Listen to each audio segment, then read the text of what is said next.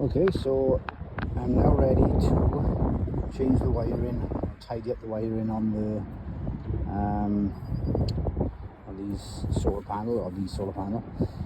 First job on it is to cover the solar panel. So, fun fact about solar panels is if there's sunlight on them, they are output in. So this is DC, is what they put out as opposed to like AC DC.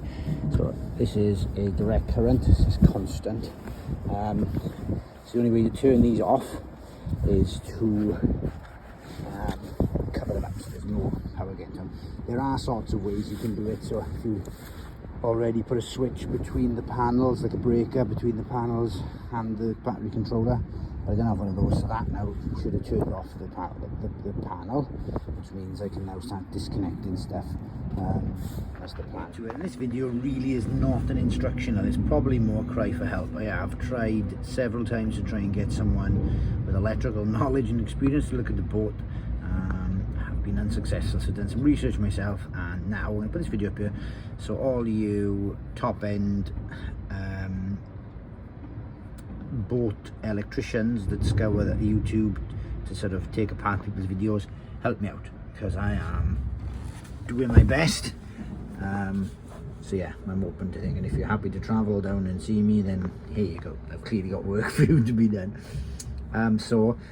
Plan is here, we're going to be changing out these. So I'm going to be changing the cabling from the battery controller to the battery. The reason being, like this here, you can see it is soldered on, and this one snapped off, and they've also got no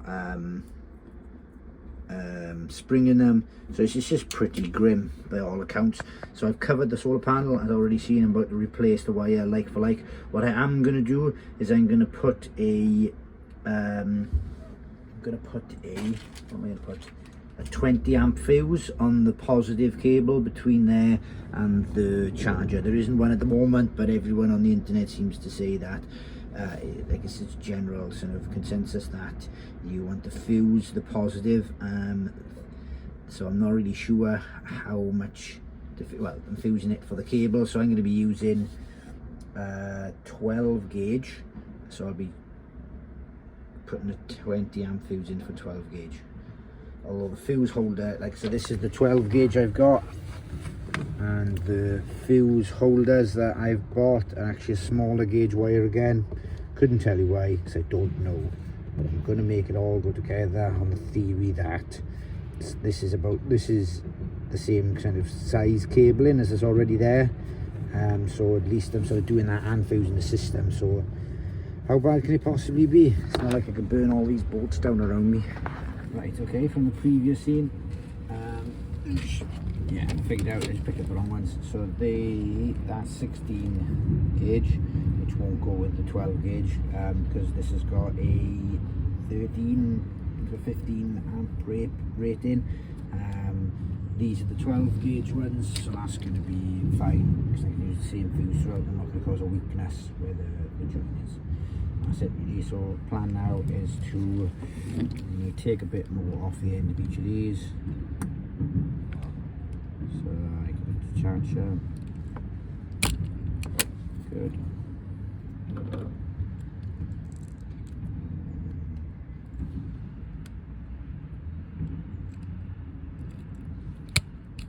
Good.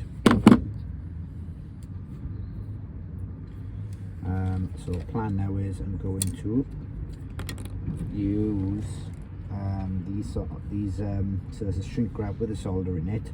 So solder them, solder the two ends, attach them. This is going to have the I'm going to use the eyelet here. You see that there. Use this eyelet, so I'm going to be attaching, soldering that onto there so I can go to the battery terminal. So it's fused straight away at the beginning of the circuit. I'll make up 2 of these leads, one for each of the batteries. Okay, so I've made myself the battery leads. So I've got this O-ring crimped on here through the fuse, and then sort of the shrink wrap solder fittings, so sort of a bit of solder inside the twist and solder, twist and solder, and then seal them up. So this is now ready to be fit. I've got 2 of these ready. Got the fuses in. There's 20 amp fuses in those. Coming up through. Since doing that, I've now got those blinking lights happening, but the solar panel is still covered. So I'm going to uncover the solar panel and see if those blinking lights change. And yep, having removed the covers, it's solid lights on both. I'm hoping that means that both now are charging. Now we've got nice clean cabling with good solid connectors to the both of them. I'm going to hang around though for a bit just to see if there's any particular heat coming out of it, in which case I'll fill my pants and start shutting stuff off.